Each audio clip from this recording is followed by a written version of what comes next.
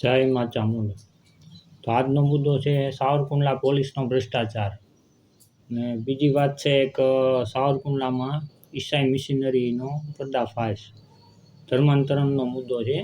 સનાતની હિન્દુ લોકોને ધર્મ ફેરવી અને ક્રિશ્ચન ઈસાઈ બનાવવાનું ષડયંત્ર ચાલી રહ્યું છે આખા વિશ્વમાં, ભારતમાં, અને અત્યારે સાવરકુંડલામાં પણ ચાલુ જ છે.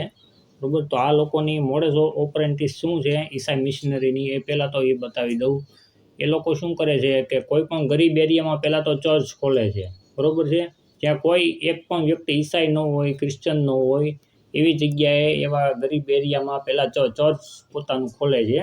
પછી જે એમના હોય, પાદરીઓ હોય, જે હોય, બરાબર છે, અને મંદિરના જે કોઈ પૂજારી હોય, એ લોકો ગરીબ લોકોને મદદ કરવા માટે એના ઘરમાં મદદ કરે છે, એને પૈસાની મદદ કરે છે, કોઈને નોકરીની મદદ કરે, કોઈને કાંઈ મદદ કરે. એટલે આ બીજાના લોકોને એમ થાય કે બહુ સારા માણસો છે, આ જો મદદ કરે છે લોકોની. મદદ કરતાં પછી ધીમે ધીમે છે ને એમને ક્રિશ્ચન ધર્મ પરિવર્તન કરે છે. એમનું બ્રેન વોશ કરવામાં આવે છે અને એમને પૈસા દઈ અને એમને ક્રિશ્ચન બનાવવામાં આવે છે, ઈસાઈ બનાવવામાં આવે છે.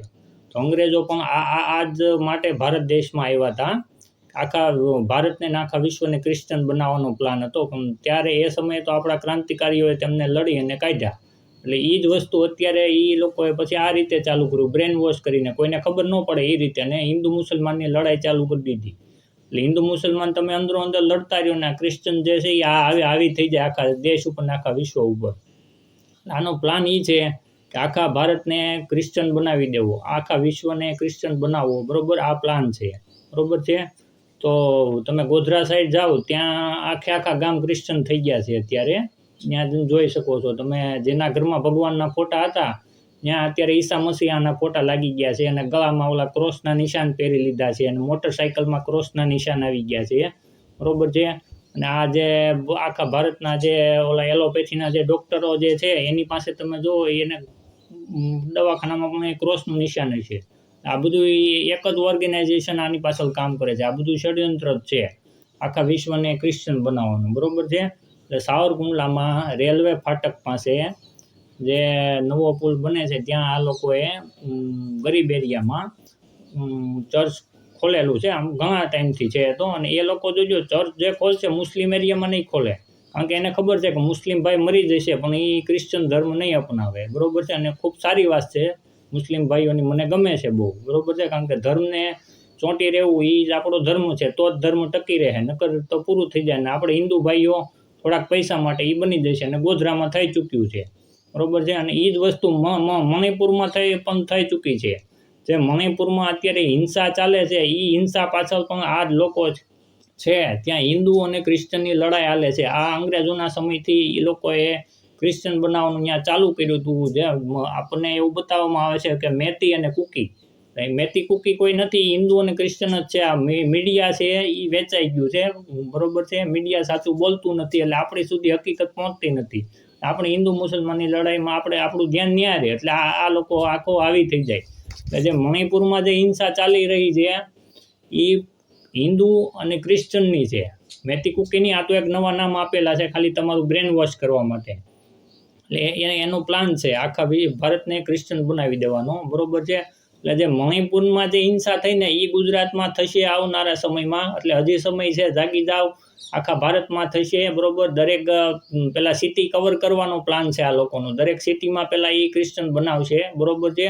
પછી દરેક ગામડામાં ચર્ચ ખોલશે મદદ કરવાના બાને, અને પછી ત્યાંના ગરીબ માણસોને એ પૈસા દઈ અને ક્રિશ્ચન બનાવશે ધીમે ધીમે કરીને. હવે જેને ઘરમાં ખાવાના ફાંફા નથી, જેને ઘરમાં ખાવાના ફાંફા છે ટૂંકમાં, એ માણસ તો પછી પૈસા આટું ગમે એ કરવાનો જ ને. એટલે મણિપુરમાં જે થયું આ જ વસ્તુ થયું છે. પેલા પૈસા આપી અને ગરીબ માણસોને ક્રિશ્ચન બનાવ્યા, અને એને પછી પૈસા દઈને હાથમાં હથિયારો દીધા કે હવે જે પૈસાવાળા હિન્દુઓ જે છે ને એને હવે મારીને ક્રિશ્ચન બનાવો તમે. મણિપુરમાં અત્યારે 3 જ ઓપ્શન છે, કાં તો ક્રિશ્ચન બની જાઓ, કાં મરી જાઓ, અને કાં અહીંથી ભાગી જાઓ. એટલે પૈસાની પાછળ દોડવાનું બંધ કરો. તમે મણિપુરમાં જઈને અત્યારે જુઓ, એટલે મોટા મોટા બંગલા ને મોટા મોટી ગાડીઓ મૂકીને માણસો વિયાઈ ગયા છે, ભાગી ગયા છે, ભાગી જવું પડ્યું છે. નથી ભાગ્યા, એની મરી ગયા છે, એને હળગાવા વાળું કોઈ નથી ને એમને કંકાલ પીડ્યા છે. બરોબર છે. એટલે હજી સમય છે, જાગી જાવ. બહુ મોટું ષડયંત્ર છે. તમારો બ્રેન વોશ કરવામાં આવે છે ટીવી દ્વારા, મીડિયા દ્વારા, મોબાઈલ દ્વારા. એટલે તમારી સુધી હકીકત પહોંચતી જ નથી. એટલે હજી સમય છે, હજી જાગી જાઓ, બરોબર છે. અને જે મણિપુરની આગ છે એ સાવરકુંડલા સુધી પહોંચી ગઈ છે, ગોધરામાં પહોંચી ગઈ છે, આખું ગુજરાત કવર કરશે અને પછી આખું ભારત કવર કરશે. દરેક ભારત દેશના અત્યારે દરેક સિટીમાં આ વસ્તુ ચાલી રહી છે ધર્માંતરણની, બરોબર છે. આ ગરીબ લોકોને પહેલાં કવર કરશે, પછી એમને હથિયારો દેશે, પછી કહે છે કે હવે આ પૈસાવાળા છે એને તમે ક્રિશ્ચન બનાવો, જો ન બને તો મારી નાખો ને કાં ભગાડવાને. એટલે એ મણિપુરમાં અત્યારે ચાલી રહ્યું છે આ ત્રીજું વિશ્વયુદ્ધ. એમ માની લો કે ભારત દેશમાં ચાલુ થઈ ગયું છે અને એની શરૂઆત મણિપુરથી થઈ ગઈ છે.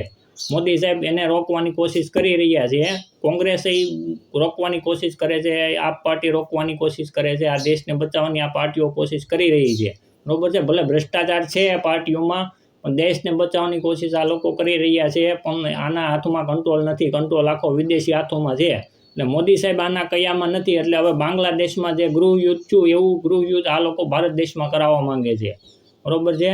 એટલે હજી સમય છે, જાગી જાઓ, બરોબર છે. હવે આ સરકારને આ લોકો ઉથલાવવા માંગે છે, કારણ કે એના કંટ્રોલમાં આ સરકાર નથી રહી. જે આની પાછળ અમેરિકા છે અને ઇઝરાયલ છે, બરોબર છે, યહૂદી છે અને આ ઈસાઈ મિશનરી છે.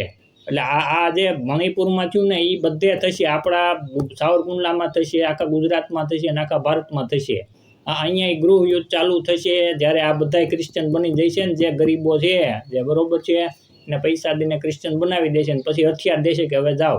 એટલે જે ગામડામાં રહેતા હોય એ એમ ન વિચારતા કે અમે બચી જાવું. ગામડામાં મણિપુરમાં તમે જાઓ ત્યાં આજુ એ બધા ઘણા ગામડામાં રાતના 2 વાગે બોમ્બ ફૂટે છે અને બંદૂકોને ગોળીઓ ચાલે છે. એટલે એ આપણે અહીંયા ગુજરાતમાં થશે, સાવરકુંડલામાં થશે, અમરેલીમાં થશે, બધી જગ્યાએ થશે. એટલે હજી સમય છે, તમે જાગી જાઓ. જો નહીં જાગ્યા તો બધું ખતમ થઈ જશે.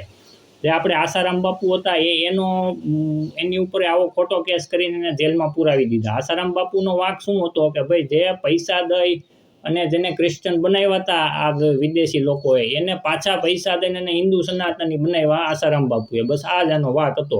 એટલે ખોટો કેસ કરીને મીડિયા દ્વારા બદનામ કરીને એને જેલમાં નાખી દીધા છે, બરોબર છે. એટલે ગોધરા તો એને કબજે કરી જ લીધું છે આ લોકોએ. હવે સાવરકુંડલા કબજે કરશે ને અમરેલી ને આખું ગુજરાત ને આખું ભારત, બરોબર છે. પછી આ તમે એક પાલઘરનો કિસ્સો જોઈ લો, યુટ્યુબ ઉપર સર્ચ મારજો, પાલઘર હત્યાકાંડ. ત્યાં એક જે સાચા સંત હતા ને સનાતન ધર્મના, એને મારી નાખવામાં આવ્યા. અને મારનારા કોણ હતા ખબર છે? હિન્દુ સનાતનીઓ જે હતા એને પૈસા દઈને પેલા ક્રિશ્ચન બનાવવામાં આવ્યા અને પછી એને પૈસા દઈને આવા સાધુ સંતોની હત્યા કરવામાં આવે છે, બરોબર છે. એટલે આ પેઢી દર પેઢી હાલે છે, ભલે ધીમે ધીમે હાલે છે, 10 વર્ષ 20 વર્ષ એવો ટાઈમ ધીમે ધીમે કરે છે આ લોકો. એટલે કોઈને ખબર જ નથી પડતી. એટલે અહીંયા જે સાવરકુંડલામાં જે બનાવ્યું છે એ લોકોએ ચર્ચ, એ પછી ધીમે ધીમે કરશે. એમ એ શરૂઆતમાં એમ ન કરે, પહેલાં એને પૈસા દે, મદદ કરે, એ 10 વર્ષ ચાલે, 20 વર્ષ ચાલે, ધીમે ધીમે કરીને એ લોકોનો બ્રેન વોશ કરે, પછી ધીમે ધીમે કરીને એને ક્રિશ્ચન બનાવે. એટલે ધીમે ધીમે થાય છે, એટલે કોઈને ખબર નથી પડતી, બરોબર છે. એટલે હવે જાગી જાઓ, જાગવાનો સમય છે હજી, નકર પછી તમારા હાથમાં કાંઈ નહીં રહે, બરોબર છે. રાજીવ દીક્ષિતજી અને દેવેન્દ્ર બલહારાને સાંભળો તો બધા ષડયંત્રો તમને સમજાઈ જશે, બરોબર છે. અને તમારા બાળકોને ગુરુકુળમાં ભણાવો, બરોબર છે. અને આયુર્વેદ તરફ ચાલો, ગાય આધારિત ખેતી કરો. અને આ જે ઈસાઈ મિશનરીઓ કામ કરે છે, જે ગરીબ લોકોને ક્રિશ્ચન બનાવે છે, એને રોકો. ગરીબોને ઘરે ઘરે જઈને સમજાવો કે ભાઈ તમે આની વાતોમાં ન આવો, બરોબર છે.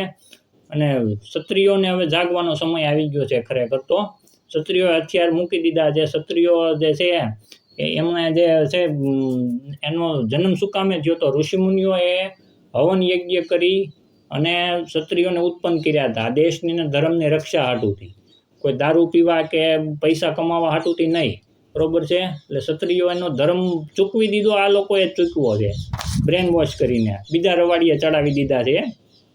પૈસાની પાછળ નહીં ભાગવા. મણિપુરમાં જે પૈસા હતા ને બધાના પૈસા પીડાઈ જાય. એમનો ગાડીઓ મોટા મોટા બંગલા હતા એ મૂકીને ભાગવું પડ્યું. એટલે બધાય થાય હજી, સાવરકુંડલામાંય થાય, અમરેલીમાંય થાય, ને આખા ગુજરાતમાં થાય, ને આખા ભારતમાં થાય. તો પૈસાની પાછળ ભાગવાનું બંધ કરો અને આમાં ધ્યાન આપો થોડુંક, નગર આવનારી પેઢીઓ બધી ખતમ થઈ જશે, સનાતન ધર્મ ખતમ થઈ જશે. પછી આવા ષડયંત્રો હું બહાર લાવું છું એટલે મારી હત્યા કરવાની કોશિશ થાય છે, બરોબર છે. એટલે આની વિશે મેં સાવરકુંડલા પોલીસ સ્ટેશનમાં કેસ કરેલો છે. એને 1 મહિનો દીધો. હજી સાવરકુંડલા પોલીસે કોઈ જાતની કાર્યવાહી કરેલી નથી. સાવરકુંડલા પોલીસે ભ્રષ્ટાચાર કરી અને પૈસા ખાઈ લીધા છે. એટલે મારા કેસમાં એ ધ્યાન દેતા નથી. ગમે તે સમયે મારી હત્યા થાય એમ છે. હજી ખાવા પીવાની વસ્તુમાં હજી ઝેર આવે છે. એટલે મને કાંઈ પણ થાય તો એની જિમ્મેદાર સાવરકુંડલા પોલીસ રહેશે, બરોબર છે.